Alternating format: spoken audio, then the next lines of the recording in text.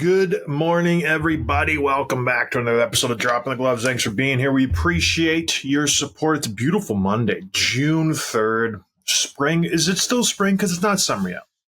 Right. Spring is in the air. It's beautiful. Thanks for having us, people, into your lives. Tim, how are you doing? I'm great. Yeah, I'm great. Had a nice weekend. Went for a long hike on Saturday, which was really nice, and watched some hockey, obviously. Stayed up for the game last night, and now I'm here. And that's where we are. And what a disappointment it's been in hockey. You know, great series. Like really, really great series. But I went back and I looked at all the series and everything. Do you realize in the totality of these playoffs, we've had two series go to Game 7, and they were both in the first round: Boston, Toronto, Dallas, Vegas. Wow, that's it. Actually, Edmonton, Vancouver. Excuse me, three series go to Game 7. So it's just been disappointing. I want to see more Game 7s. Lots of Game 6, as is the Western Eastern Conference Finals. They both went to 6 games, but it's just disappointing. I wanted one of these series to go 7 games. You figure they're tied 2-2, evenly matched teams. One of them will go 7. Lo and behold, that didn't happen this weekend. Both series wrapped up. Edmonton wins and Florida wins, as we all know. We're all hockey fans here, so I'm not going to have any breaking news here. But it's just a little disappointing. I wanted to see some excitement, some Game 7s. It would have been a lot of fun to watch that tonight and tomorrow night. Lo and behold, it's not going to happen. But you know, it's always a constant. This episode is brought to you by Bet365, Tim.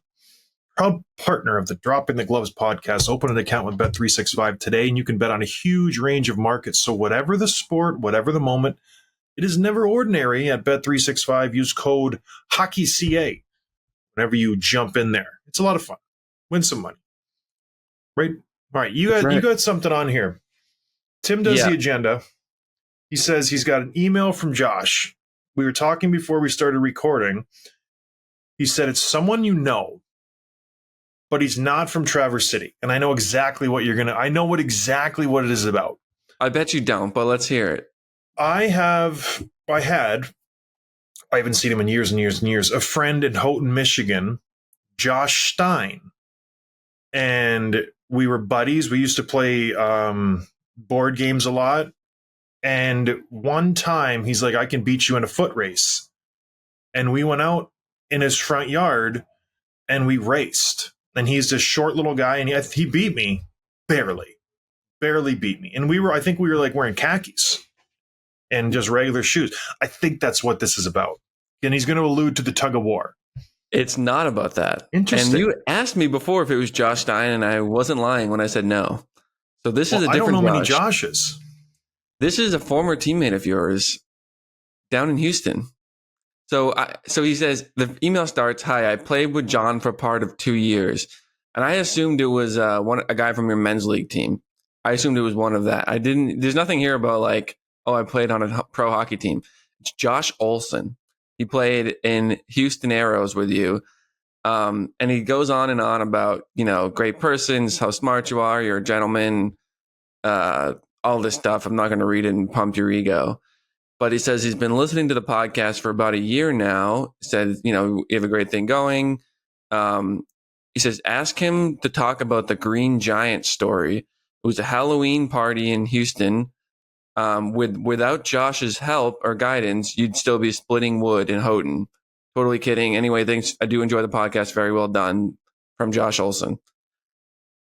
Does that ring a bell at all? Do you remember the Green Giant Halloween party? Did I dress up as the Green Giant?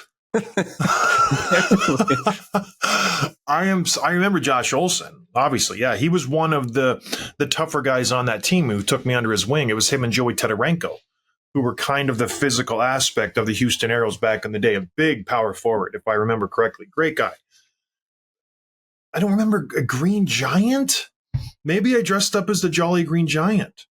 I know I used to enjoy Halloween, so I would go all out for costumes. I know one time I went as Frankenstein and painted my body. I went as Michael Phelps and wore a Speedo all around Chicago in the middle of October, which was snowing.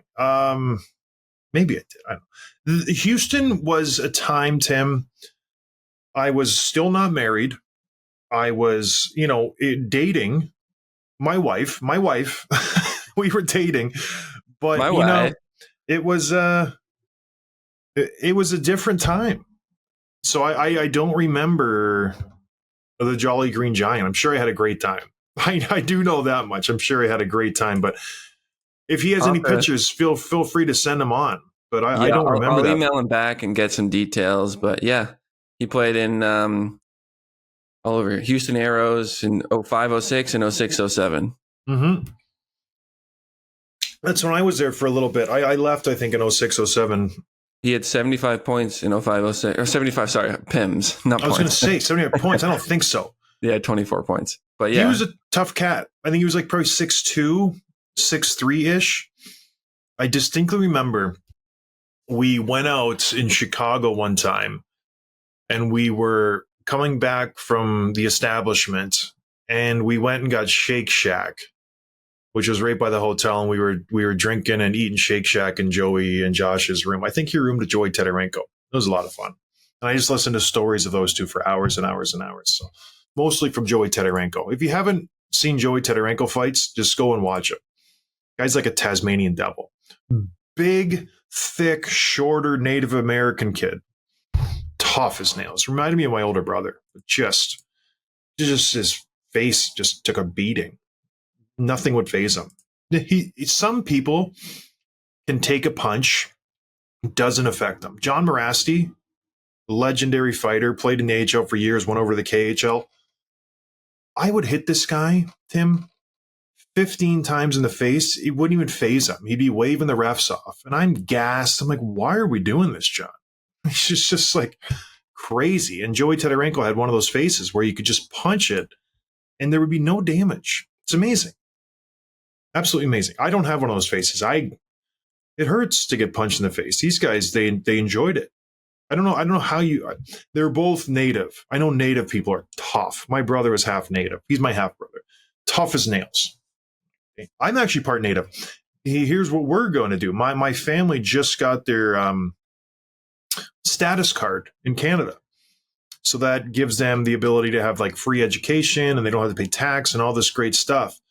So once they do their paperwork and file it, which some of them have, some of them haven't, I'm just going to get them to send me all their stuff and I'll just take out their name and put my name in. Then I get all that stuff. There you go. If I ever move to Canada. Do you know like what tribe or anything like that? Cree tribe. Nice. So my mom is mostly, she's like, what is it? So I'm an 8th. So that would make her what? A 4th? A 4th. So she's a 4th native. A lot. So like her grandma's full-blooded. Yeah. So watch what you say around me because I am a minority. You know what I mean? Right. You don't know. You white cis males make me sick. You don't know what it's like to be me, a minority. Just boggles my... you're so... Just a privilege. Yeah. It's coming out of your ears. Drives me bonkers. I've had to fight for everything. Literally, physically fight for everything. So, moving on before Tim gets in trouble and says something. And he's not going to be able to come back from it. But thank you, Josh, for the email. Appreciate it, bud. Hope everything's going well. And yes, I'm glad I'm doing this and not chopping wood. I appreciate your help getting me to where I am. All right, the losers from this past weekend, Tim. The New York Rangers. Surprising. I think the pundits were split 50-50 coming into this series. Florida obviously had just the playoff pedigree. They'd been there last year. They know how to, play the game. They know how to win in the playoffs.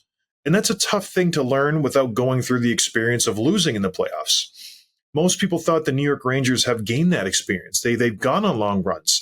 They've had just the heartbreaking losses. Many of these guys have been on deep, deep runs in the playoffs. But lo and behold, they have learned absolutely nothing from their previous losses because they played atrocious the last 2 games of this series. Like just almost to the point of embarrassing. They were tied 2-2 in this series.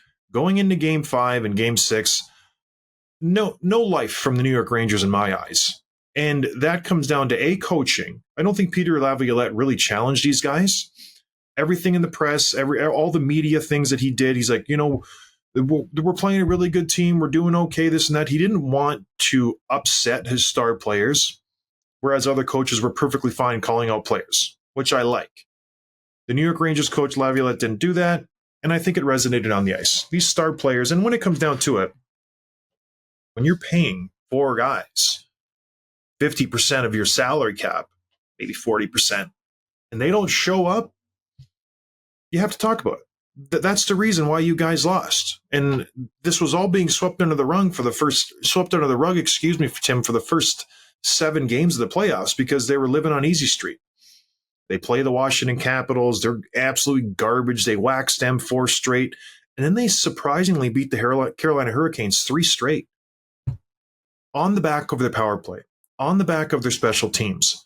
Their 5-on-5 game was being hidden, secluded, not mentioned because their power play and penalty kill were being so effective, so efficient. Historical numbers. Well, lo and behold, teams started to figure that out. And what happens when you figure out the special teams of a team that's all they rely on? You get embarrassed. You get exposed. And I think that's what we saw in this series. The Florida Panthers exposed them for what they really are. They're a one-dimensional team, and when you take that dimension out, the power play, they're very pedestrian. And that they had that through the whole regular season. They were an average 5-on-5 team, middle of the road, but their special teams were very, very, very good. And the Panthers took that away from them, albeit from not taking penalties, being really good on the kill, just pressure. And then what do we get here, Tim? An embarrassing Game 5 and 6 for these New York Rangers. Yeah, I mean, the Kreider, Zibanejad, Panarin, and Fox combined for 2 goals in this series, 12 points total, which is 3 points a player, which is not enough from these guys. Like you need way more. And I think Fox is the only one that clearly is not healthy. He's watching him move, watching like the way the ice he was getting. It's just something wasn't right there. Maybe some of the others are, but again, we go back to that. We can't just assume because the guy doesn't perform in the playoffs that he's hurt. Like you need better. They were playing on the perimeter, like you texted me the other day, and just assume half of those 10 assists they combined for are probably secondary assists, just statistically, like just almost close to no impact on the game. And even Zibanejad, who was so good in the first couple of rounds, most of those points came from against Washington. Then he had 3 points in Game 1 versus Carolina, and the rest is just piling up a few assists. He hasn't scored since Game 1 versus Carolina. You know what pisses me off? And I don't mean to cut you off, but it's been eating at me for the last couple of days. It's Chris Kreider. This guy, every stinking scrum, him and Sam Bennett, they went at it the whole series. Kreider's smiling.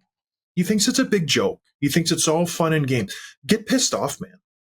Right? Like you're a strong kid. Go in there and get angry. And after every whistle, Bennett will give him a shot or Kreider will give Bennett a shot and they'll go back and forth. And Kreider does not show any anger, any emotion at all. He's very stoic until he's smiling. It's like it comes across as you don't care. As you just, whatever. It's just a random game. It's Game 6. It's do or die. You're losing by 1. And you're just sitting there smiling at Sam Bennett. Like, joke's over, man. Like, it's not going to be effective. The idea of like, oh, I'm smiling at you, this doesn't matter. Sam Bennett is running your show. He's leading this series in goal scoring. I think he had 5 at that point. He is having his way with your first line. Air quotes if you're not watching on YouTube. You suck. Get mad. Do something. There was PK Subban. I throw stones at him sometimes because I think he's just trying to pander to the young kids and just go viral or whatever. This last game, he really impressed me because he called out these New York Rangers. There was a play where Barkov was behind the net, and Chris Kreider just kind of glides into him. You could bury this dude. Bury him. There's a reason Adam Fox isn't playing 100% because he's probably hurt, like you said. Why is he hurt? Every time he gets the puck behind the net, every time he gets it on the half wall, every single Florida Panthers guy is trying to drive him through the damn boards into the first row. That's what they do. Every single one of them. Tarasenko, Barkov, Kachuk, Reinhart, all of them, Tim. All of them. They do it. Do you think any of the Florida Panthers defensemen care if the first 2 lines are on? You think they're going to get hit? Nah. They get rubbed out, maybe. They're not nervous whatsoever. Maybe if the 4th line's out there, good row, we'll take a run at you. Maybe. When Rempe's not in the lineup, and I'm not clamoring for him to be in the lineup. They had nobody. And then their big hitting captain, we'll get to him in a second, he's whiffing on guys left and right. Whiffing for drastic mistakes that just getting beaten. Anyways, that it just pissed me off to see Kreider do that. And it's just, what are we doing here? Show some effort. Go ahead, Tim. Sorry. Well, there's a difference between the smiling that Kreider was doing versus like the crap eating grin, like the Marchands and the Bennetts, and even like who was it? Was it LaPierre or LaPerriere? Used to always have that grin and just Maxime to LaPierre. like get a reaction out of you, right? Like that's different from like smiling as it's too casual. And the Rangers, relied on talent and they got them through 2 rounds, but they didn't have an answer when they get punched in the face. And like we said, Rempe helped them through a couple of games. They were up 2-1 at one point in the series, and he was part of that. But he just wasn't talented enough to stay in the game. Listen, and get if you're relying on your 6'8" goon from Hartford to come up and win you the Eastern Conference Finals, you got way bigger problems to deal with. And the Rangers' response to being punched in the face is to smile. Thanks. It didn't bother me. What Vancouver used to do. Remember Marchand just punching Sedin over and over and over, and he didn't do anything. It's almost comical. Wild. It's like an NPC. You just keep hitting him. It's like, is this guy alive? Yeah. No. Let's talk about Trouba. All right, Jacob Trouba. I love this guy. I absolutely think he's a fantastic defenseman. I think he's very valuable on the back end.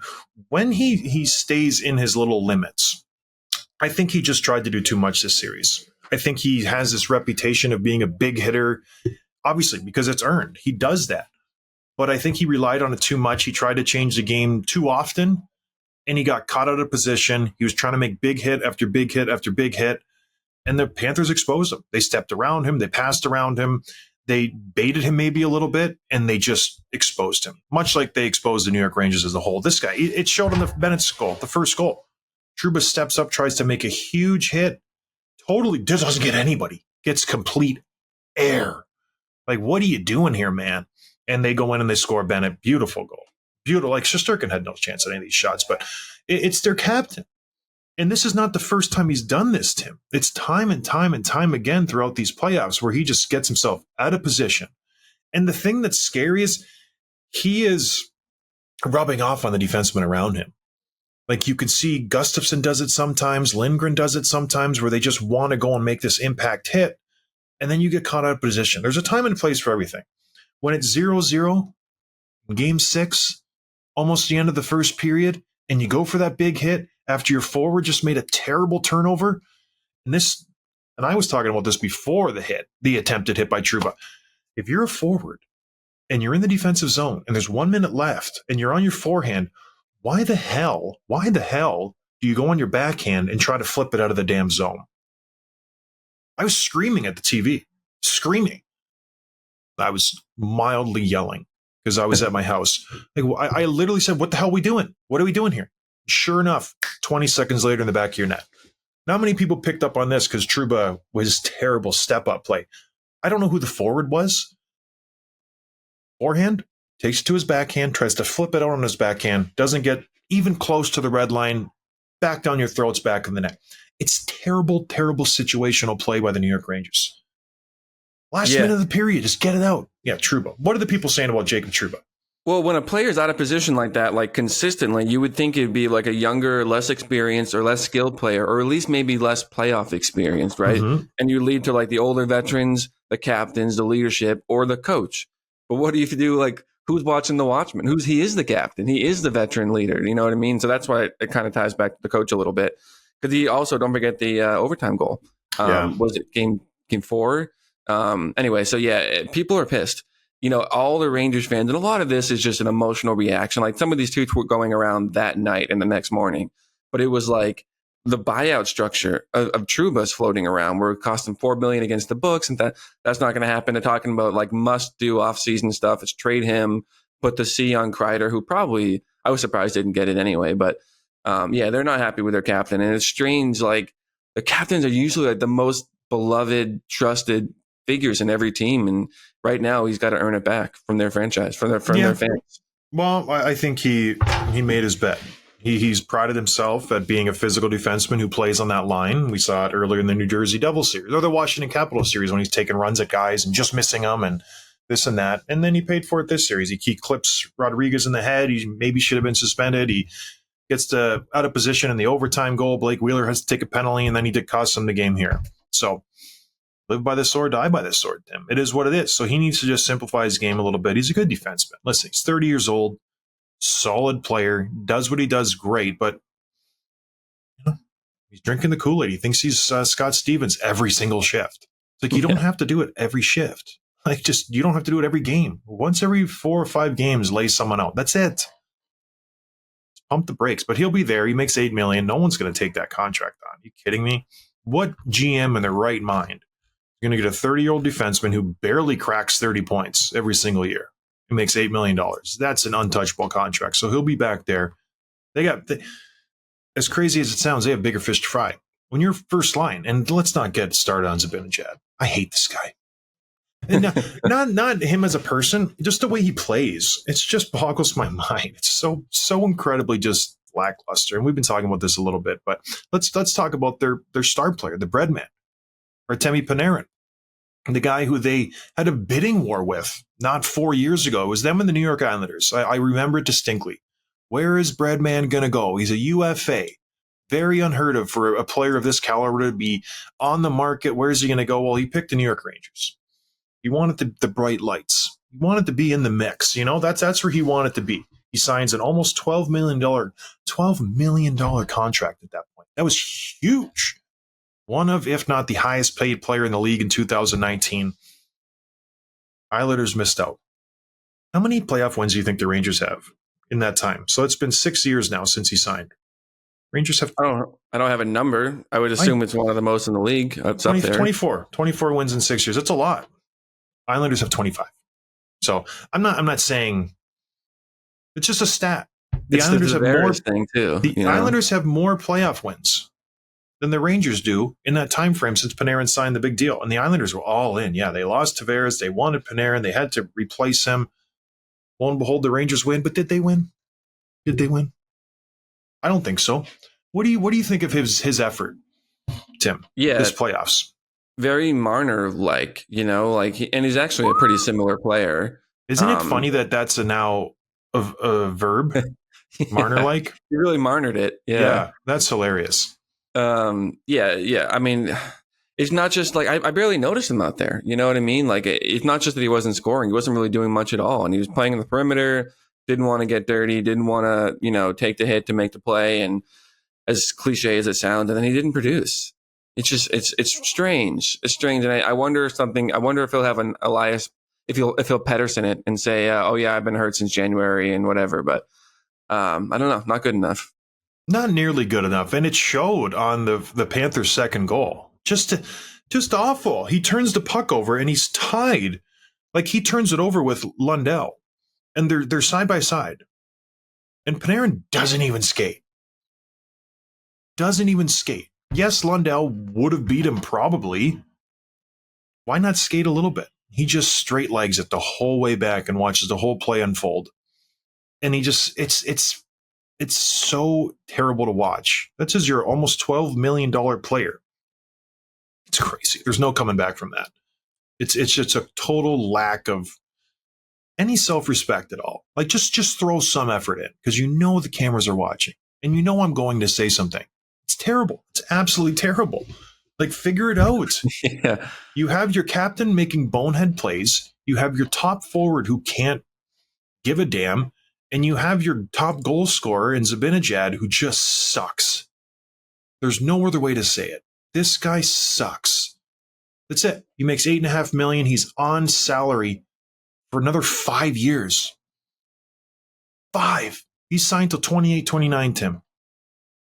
Sucks. I'm sorry. For an $8.5 million player for how he produced this playoffs, embarrassing. And it's not like he's just hiding.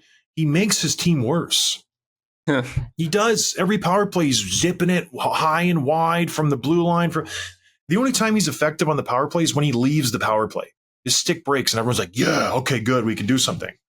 They score twice at the empty net when he's not in the zone. It's like, figure this guy out. But this Rangers team, Tim, what do? They have some significant RFAs and they have some significant UFAs. They also have a lot of money tied up with their current core. What do? They don't have a lot of room to work with this summer. I mean, so the RFAs are Kakko, Ryan Lindgren, and Schneider. UFAs, Roslovic, Wenberg, Wheeler, Gustafsson, Ruedel. I think some of these are fairly obvious. Like, Wheeler's gone. Wenberg's probably gone. Gustafsson's probably gone. I think you have some decisions. Kaapo Kakko, do you finally let him go? Do you qualify him and see if someone else makes an offer? Like, what do you do if you're him? Because he's giving you nothing. He's giving you nothing. There was this floating around his like draft card of where he fit on the TV, and it was like top line, right winger, right away, and there was like room for improvement, none. Like he was a lock. He was already there. He was already there, and he's not. Yeah. So, he's gotten top line minutes. He's played with Zibanejad and Kreider a lot. He's played with Trocheck and Panarin a lot. He played with Hedel and Lafreniere a lot. Nothing. The only glimpse of success he has, but not this year, but last year when they had those young guys together. But it was fleeting. It wasn't very long. Yeah. The kid line, Lafreniere, Hedel, and him. And it was fun to watch, but ever since then, he's just been pedestrian. This year, he didn't even put up 20 points this year. He had 20 points. So what do? Do you keep investing in him? You keep wasting years of your team waiting for this guy to have it click. I don't know. Does he go somewhere else and all of a sudden someone solves the puzzle? He has some talent. There's a reason he was drafted. What was he, second overall? Like, this guy's obviously have something there, but he's, I don't know. Is this a Jesse Pulviari type deal where we're just like, it's going to happen? It just never does. Yeah, he never figures it out. He's 6'3", 210. He's got the size. He has the hands. Just can't figure it out. He can't put it all together. But they'll keep him around. They'll keep him around. What's the downside? He made 2.1 this year. There's no chance he's getting more than 2.1, right? No one's going to offer sheet him. He has no other options. So he'll make maybe 2.5 tops, sign him to a 3-year deal and see what happens. Throw him on the third or fourth line. He's good defensively, but he won't be that first line right wing. Lock him in, set him in. He's good. He's going to get 30 to 40 goals a year. That ship has sailed, my friend. So I think that's an easy one. The big decision is, what do you do with the top guys? How do you change this team? How do you make this group work? What makes sense? Panarin signed for 2 more years. Zibanejad is 5. Like I said, Kreider is 3. You're not touching Trocheck. That's a great contract for 5.6. Fox is the only defenseman who's locked in long term. So 2 big questions coming up. Do you re-up Igor Shesterkin? He's in a beautiful deal, 5.6. He's the best goaltender in the world. He's going to want some money next year. He's going to want 10, 11, 12 million dollars. You better believe that. Yep. Do you give it to him and sacrifice the whole makeup of your roster? Because Panarin's going to want money too the following year. He's going to want $14 million. You better believe that. This guy's good in the regular season. Puts up a ton of points. You let Panarin walk over Shesterkin. Tim, the last 3 years, Panarin has averaged 105 points in the regular season. I agree. You let him walk, but it's not easy. A lot of big decisions coming up for the Rangers. Well, you've got your guys. They're like they're like Toronto. You know what I mean? Like your guys are who they are. Yep. I think the one place that they need to, that they should have addressed at the trade deadline that they didn't, is a top 6 right wing, right-handed shot. They don't have it. Yep. Like Lafreniere I think he's a lefty, right? And then Hedel, is he really that guy? And you tried Kaapo Kakko, didn't work. You tried to bring Roslovic there, it didn't work. It's a glaring hole in their roster that they should have addressed, and they didn't. So I think that's they don't have the cap space to do it, but you try to figure that out is probably the biggest priority this offseason. Yeah, they tried last year. They brought in Tarasenko and Kane, 2 really good veteran right wingers. Kane worked, but it just they obviously went a different route this year. And listen, they were the President's Trophy winner, Tim. Best team in the league in the regular season. Right. So, but I don't know. It's just such a weird problem to have as a GM when your regular season team is so good. Unbeatable, some would say. Then you hit the playoffs and you go for a skid. It's the same problem as the Leafs. They're very similar. Chris Drury, I do not envy your position right now. Because you're damned if you do, you're damned if you don't. You got Shesterkin, you got Panarin, you got all these guys. You're not going to get a better player to come in and make your team better. Unless you're the Florida Panthers and you have a Jonathan Huberdeau, who is the same type of player as Artemi Panarin, and you trade him for a Matthew Tkachuk.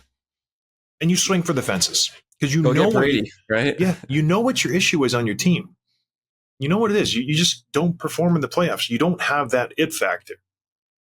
And kudos to the Florida Panthers for making a tough decision. Jonathan Huberdeau is coming off an MVP caliber season.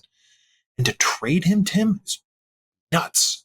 With one of your best defensemen, Mackenzie Weegar, for Matthew Tkachuk, that's a ballsy trade to make. And they made it. And look what's happening now. It's paying in spades. Look at Huberdeau. Look at Huberdeau.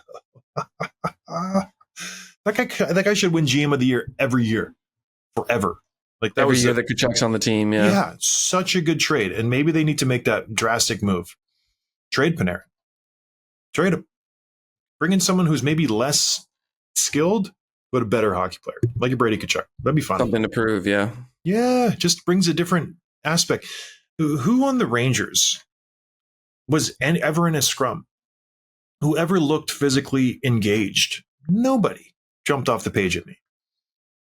Even on the back end, Keandre Miller bothers me.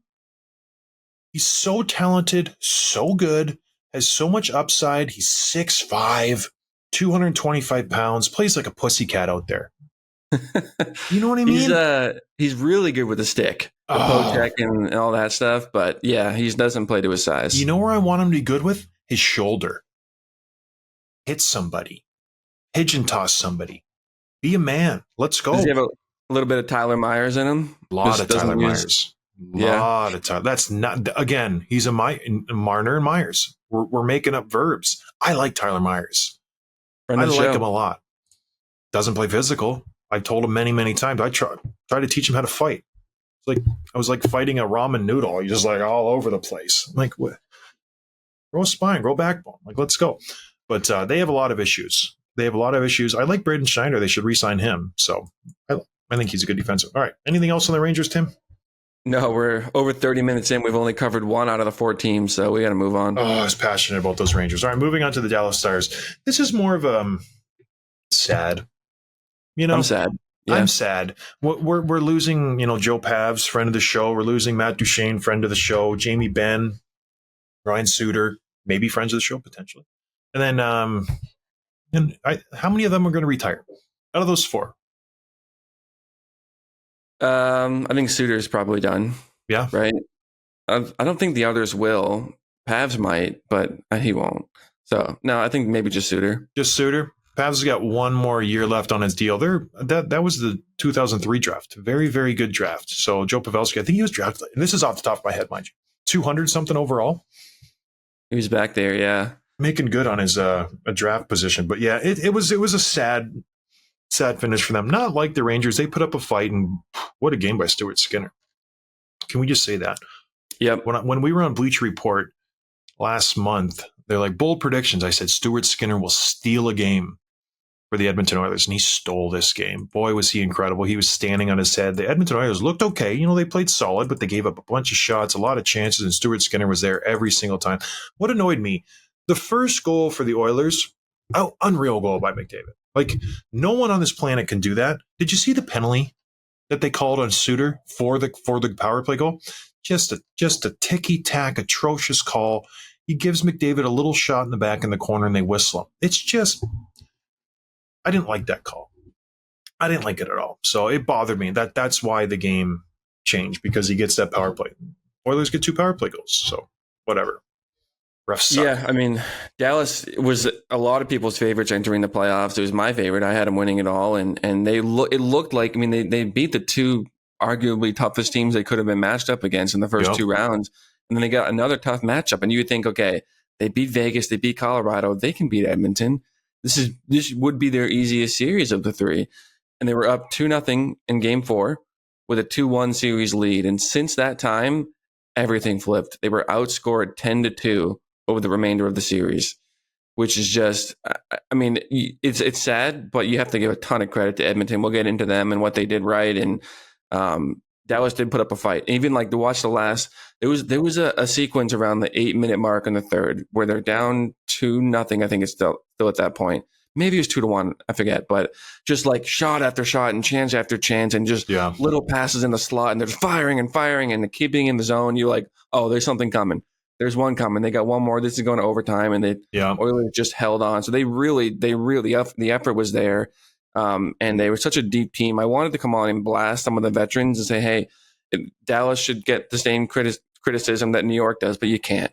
Like Duchesne didn't have enough, and Pavelski, their age showed they combined for 10 points total in the playoffs, but like Ben showed up and Sagan showed up, not to mention all the young stars. So, just ran into a hot team, hot power play, and just a goalie that was good at the right time. It's tough. It's tough to swallow. Well, I think the distinct difference between the Rangers and the Stars is the Rangers they needed their veterans to succeed. The Stars have Robertson and Hintz and Marchment and Wyatt Johnson and Logan Stankoven.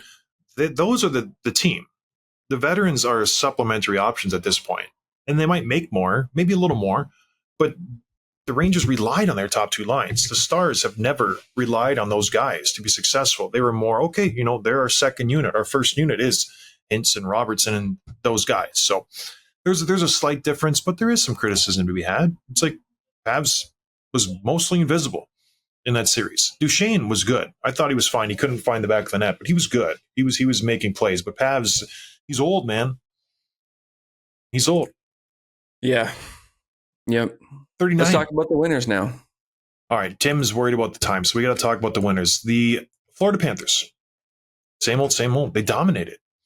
They asserted their will. They played the game that they want to play. They didn't play to the New York Rangers style, and they won. That's what they've done every single series. As soon as the puck dropped for their first series versus the Tampa Bay Lightning, everybody thought it was going to be a close series. No, we're going to play our game. We're going to dump it in. We're going to get pucks to the net, and we're going to score all our goals around the net. We're going to be hard to play against defensively, and we're going to drive you through the boards every chance you get the puck. Every single guy, like I said earlier. And they did it. They played the Bruins the second round. Same thing. Bruins had no answer. If not for Jeremy Swayman, this would have been a 4-game series. The next series versus the Rangers should have been a sweep, if not for Igor Shesterkin. The Panthers have played consistently throughout this whole playoffs the same exact way. And you saw Matthew Tkachuk when he got interviewed after the game. He's like, we all play the same game. We're a very frustrating team to play against. He's very sure of himself and what they do. He's like, we're tough to beat. When we're all doing the same thing, there's no shifts off. We're in incredible shape. Aaron Ekblad said the same thing. He's like, the difference from last year to this year is lights out. We're healthy. We're confident. We know we're good. Last year maybe was a fluke. We were surprised to be here. Not this year. We know we deserve to be here. We are the best team. He didn't say that, but you could tell he was just confident. And he's damn right. They are good. They dominated every single team they played because they asserted themselves, Tim. What did you see from the Florida Panthers that you liked? Yeah, I mean, so much. I don't think there's a team in the league that plays the way they do, and like they're so specific in their game plan and in the way that they do it, and they don't budge from it. You know what I mean? It's like the whole thing of your opponent trying to figure you out, and they're just like, no, we're not trying to figure you out. We're going to play our game, make you figure us out. And the road here was like you play Vasilevsky to beat them. They play Swayman, they beat him. They play Shesterkin, they beat him. Doesn't matter. They remind me of the 2019 Blues.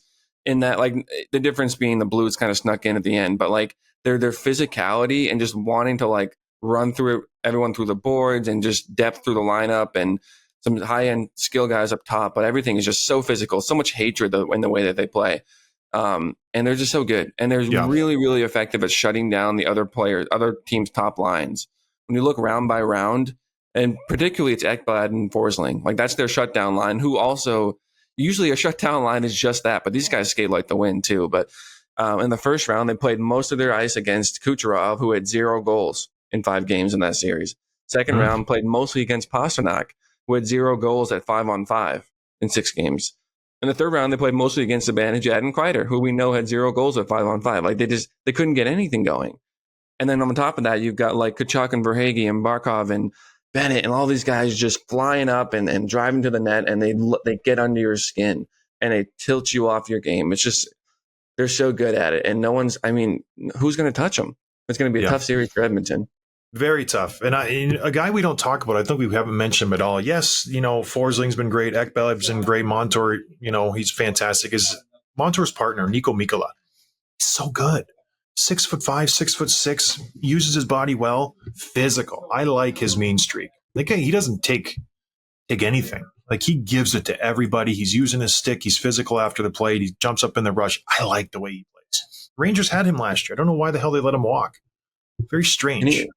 Even like, I feel like I don't have this in front of me. I'm sure the data doesn't say it, but like a guy like Anton Lundell, he's good for like one big goal every series. Mm-hmm. You know, like he's getting like 12 minutes a night, and he's just like, yeah, give me a chance, and I'm going to bury one in the third period. And they're so good, man. They're so good. Yeah, their third line, Luosterainen. And the thing we keep harping on and saying over and over again is the truth. They all play the same way.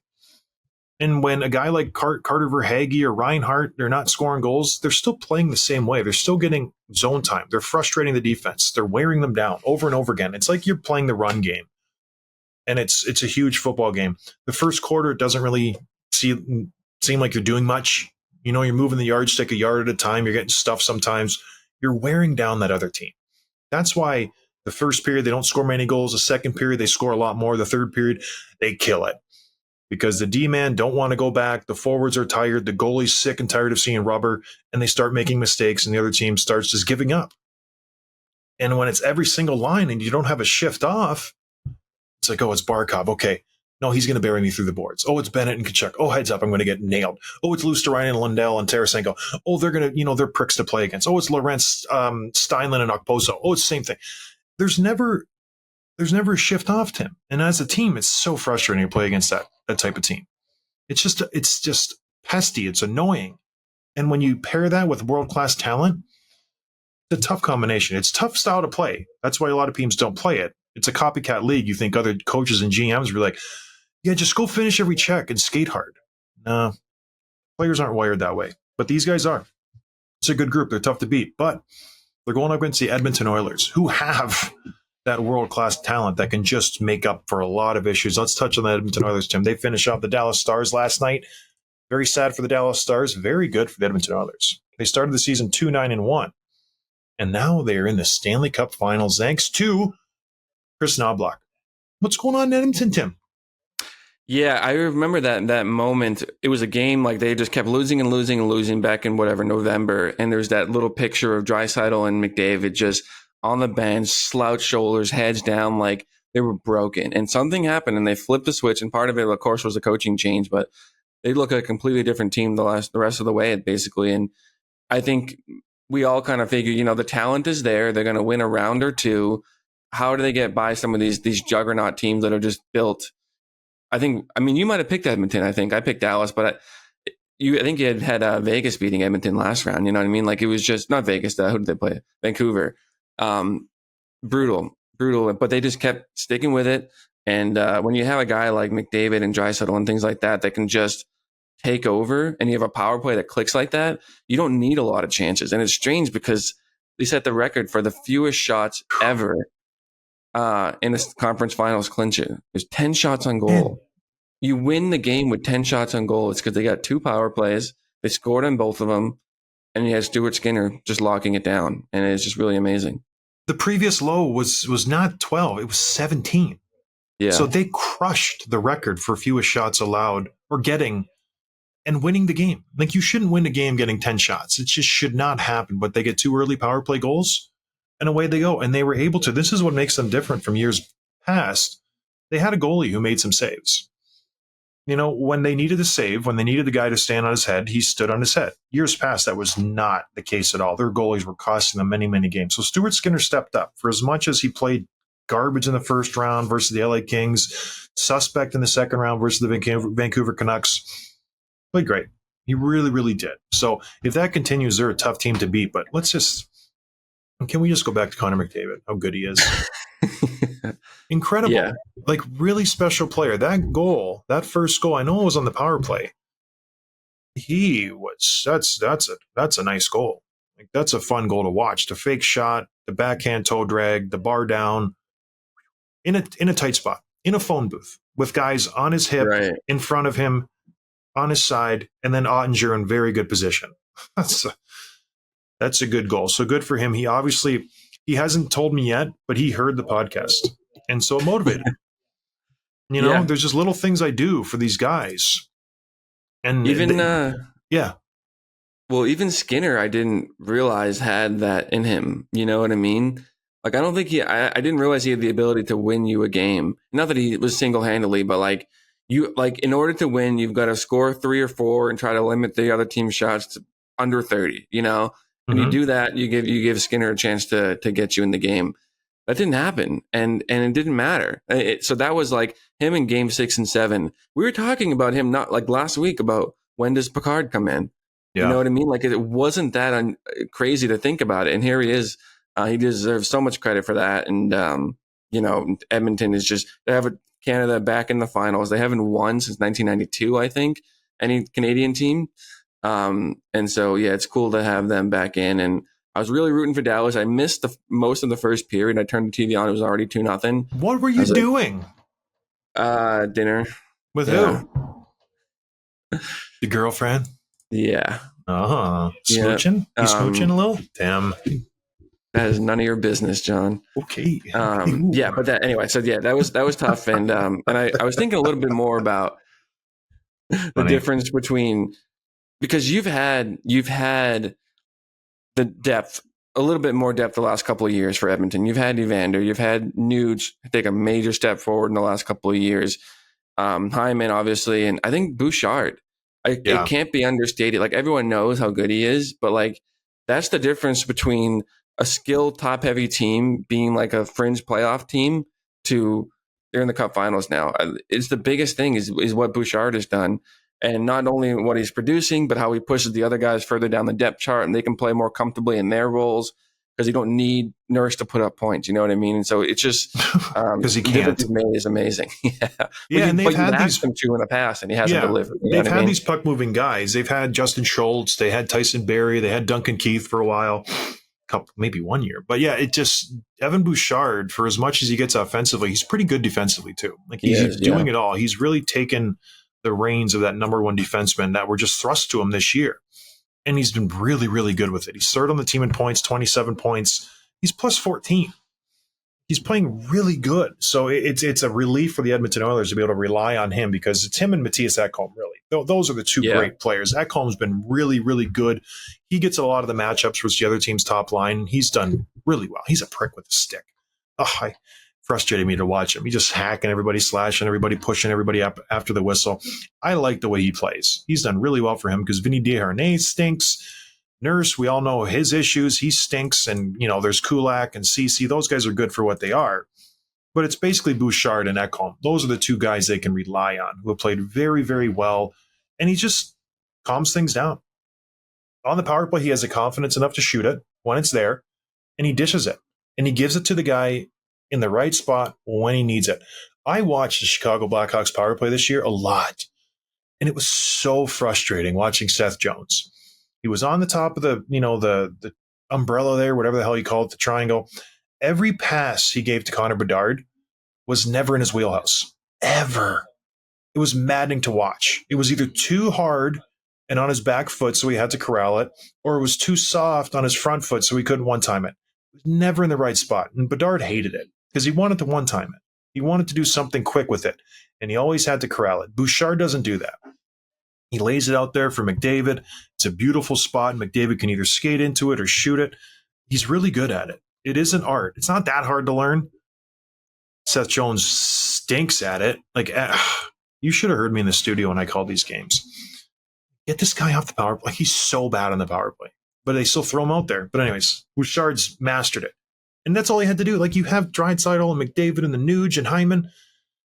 Just give it to him, man, and then shoot it when it's open. And he's done that really well, Tim. So Edmonton, very, very fun, very good for them. And Corey Perry making history.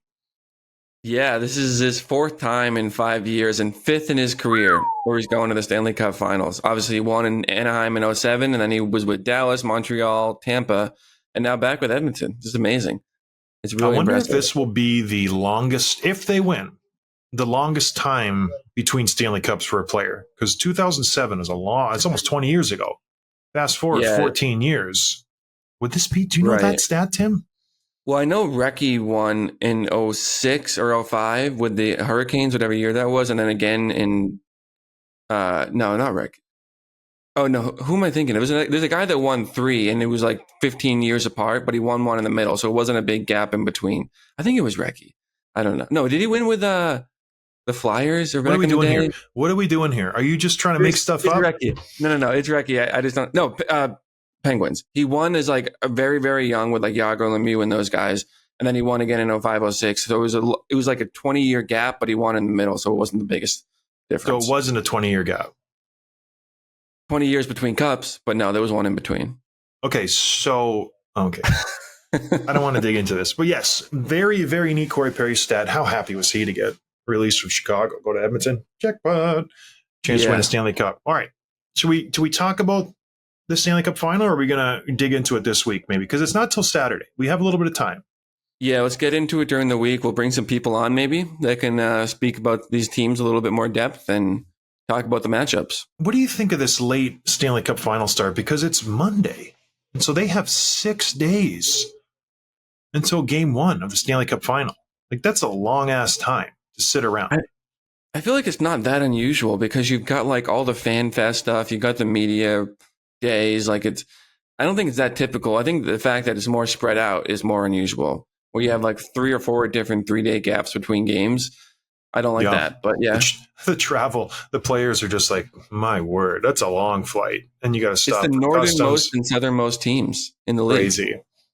Yeah. And some beat reporter making, $45K a year is making all these trips. That's tough. That's tough. That stinks. That's a lot of flying. And the Florida Panthers were hoping Dallas was going to win. Come on, Dallas. Let's go win that. Get to game 7. That's an easy flight, Florida, Dallas. Going to Edmonton? No, thank you. I was born there. I still don't want to fly there.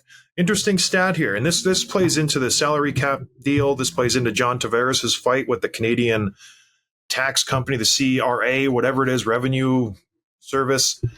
Of the last, 7 years, other than one, there's been a team in the Stanley Cup Finals in a state that has no taxes associated with it. So Texas, Florida, Vegas, Nashville, none of those states have income tax. So what you make is what you make. The state doesn't take anything out of it. The government takes a pinch, no state tax. New York Rangers, if you're living in the city, it's 54%. California, it's 50%, if not more.